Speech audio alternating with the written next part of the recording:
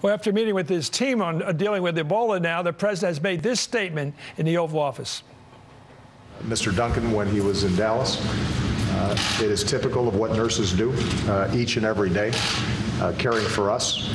And one has now been transferred to NIH, National Institute of Health Facilities.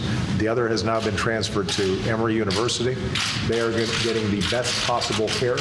Our thoughts and prayers are with them and their families, and we're continuing to monitor their condition. Number two, the second nurse to be diagnosed, as all of you are aware, traveled from Dallas to Cleveland and back. As a consequence, it's very important for us to make sure that we are monitoring and tracking anyone who was in close proximity to this second nurse to make sure that their temperatures are being taken, and we know that they are receiving the kind of attention that they need to ensure that there's not additional spread of the disease. I spoke to Governor Kasich in Ohio today, who is on top of it. We have deployed CDC personnel there to make sure that they are getting all the support that they need, and we will continue to work both with them as well as the airlines, getting the manifests and assuring that we are keeping track of anybody who was in close proximity to the second nurse. Number three, we remain focused on the situation at Texas Presbyterian in Dallas. As I've said before, when we have tight protocols with respect to the treatment of patients, then our healthcare workers are safe.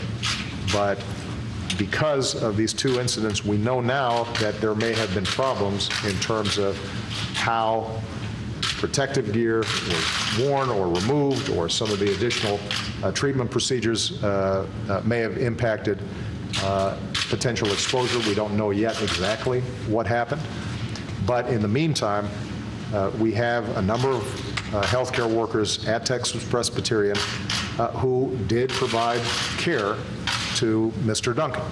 And we are instituting a constant monitoring process with them, giving them the information that they need in order to keep themselves and their families as safe as possible as the period in which they potentially could get the disease remains in place. And I also spoke to Governor Perry today about making sure that Dallas and the state of Texas had the resources that it needed in order to respond effectively if additional workers at Texas Presbyterian are determined, in fact, to have been exposed and have contracted Ebola. And Governor Perry, as well as Mayor Rawlings in Dallas, obviously have been extraordinarily cooperative, working with the CDC, working with Health and Human Services.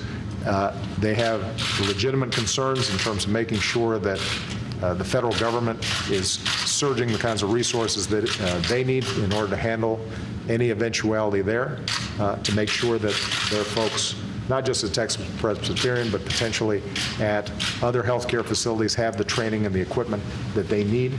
And so we're going to be working very closely with them over the course of the next several days and weeks in order to ensure that they have exactly what they need to get the job done. Throughout this process, I've been focused on making sure that we are dealing with this problem at the source. The most important thing, in addition to treating and monitoring anybody who even has a hint of potential exposure here in this country, the most important thing that I can do for keeping the American people safe is for us to be able to deal with Ebola at the source, where you've got a huge outbreak in West Africa. And the United States is obviously leading the way in terms of providing resources, equipment, and mobilizing the world community.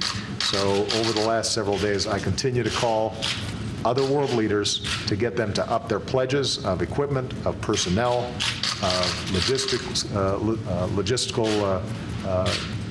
capabilities to make sure that we're getting our workers on the ground there. We've seen some progress in Liberia, Sierra Leone, and Guinea, but we haven't seen enough. We've got more work to do. And the good news is that increasingly, when I talk to these world leaders, what you're seeing is a recognition that the sooner we control this outbreak at the source in West Africa, the less our people are going to be at risk. And I think more and more of them are stepping up, although it's, I think, taking a little longer than it should. And that's something that all of us should recognize. One issue that I want to address, because I know this has been a topic consistently in the news, is the issue of a travel ban. I know that you've heard from some public health experts about this, but I want to make sure that everybody's clear about the issue. I don't have a philosophical objection necessarily to a travel ban if that is the thing that is going to keep the American people safe. The problem is that in all the discussions I've had thus far with experts in the field, experts in infectious disease, is that a travel ban is less effective than the measures that we are currently instituting that involve screening passengers who are coming from West Africa. First of all, screening them before they get on the plane there to see whether they're showing signs of the disease. Then screening them again when they get here, taking their temperature, and now what the CDC is doing is gathering all their information, assuming that they're not showing any signs of illness, because if they are showing signs of illness, obviously we want to make sure that they're directed to a well-equipped and well-prepared facility. But if they're not showing any signs, we still want to have their information, where they live, where they're staying, multiple contact information that not only the federal government keeps, but that will also be forwarded to the state where they reside. If we institute a travel ban instead of the protocols that we put in place now, history shows that there is a likelihood of increased avoidance. People do not readily disclose their information. They may engage in something called broken travel, essentially breaking up their trip so that they can hide the fact that they have been to one of these countries where there's a disease in place. And as a result, we may end up getting less information about who has the disease. They're less likely to get treated properly, screened properly, quarantined properly, and as a consequence, we could end up having more cases rather than less. Now, I continue to push and ask our experts whether, in fact, we are doing what's adequate in order to protect the American people. If they come back to me and they say that there's some additional things that we need to do, I assure you we will do it. But it is important in these circumstances for us to look at the history of how these infectious diseases are best dealt with. And it is currently the judgment of all those who have been involved that a flat-out travel ban is not the best way to go. But we will continue to monitor this. I'm asking these questions, and if in fact it turns out that I'm getting different answers, then I will share that with the American people, and we will not hesitate to do what's necessary in order to maximize the chances that we avoid an outbreak here in the United States. Which brings me to my last point. I understand that people are worried. This is a disease that is new to our shores, although it is something that has cropped up periodically in other countries because of the virulence of the disease and the way it's transmitted and the symptoms that occur. I understand that people are scared. But what I want to emphasize once again is that right now we've got one individual who came in with the disease. We have 2 nurses who have been diagnosed with the disease as a consequence of, in some fashion, being exposed during treatment. And what remains true is that this is not an airborne disease. It is not easy to catch. You can only catch it through being in contact with the bodily fluids of an individual who not only has the disease, but also is showing symptoms of the disease. And so it's important, I think, for all of us to keep perspective in terms of how we handle this. We are taking this very seriously at the highest levels, starting with me. And my entire team is been essentially deputized to work with Health and Human Services and CDC. And that includes, by the way, the Department of Defense and our national security teams. We understand why it's important for us to provide assurances to the public that folks are taking this very seriously, and they are. And obviously, because of the 2 nurses getting sick, that has made people that much more concerned. So all that's understood. But I do want everybody to understand it remains a very difficult disease to catch.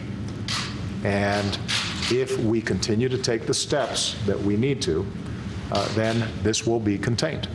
The main thing that everybody needs to focus on is that the risks involved remain relatively low, extremely low for ordinary folks.